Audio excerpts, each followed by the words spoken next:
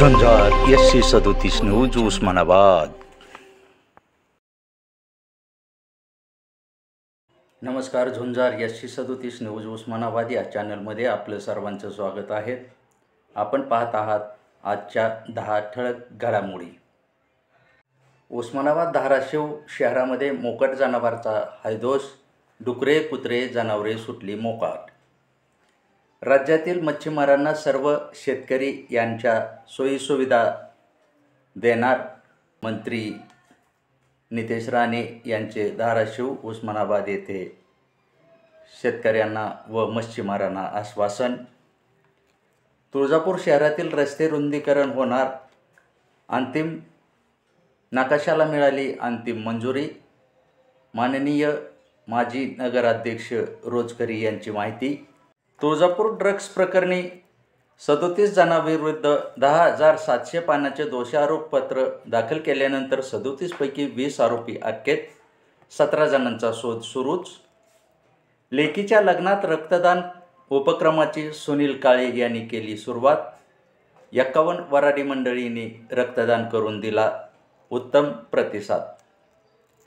लोहारा येथे मोफत बियाणे वाटपात मोठा झाला गैरव्यवहार, चौकशी करून दोषीवर कारवाई करण्याची शेतकरी यांची मागणी।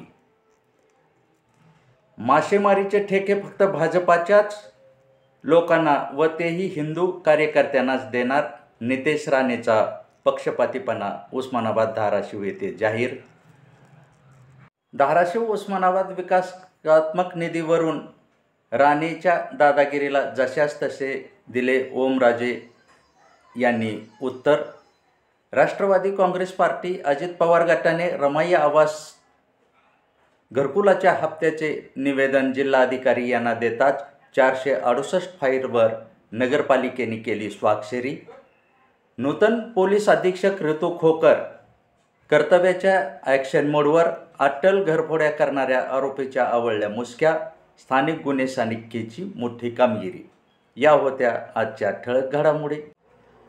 अशाच रोजच्या रोज घडामोडी पाहण्यासाठी झुंजार SC37 चॅनल लाईक करा, शेअर करा, सबस्क्राईब करा आणि कमेंट करायलाही विसरू नका। झुंजार SC37 ब्लॉग फॉलो करा। धन्यवाद।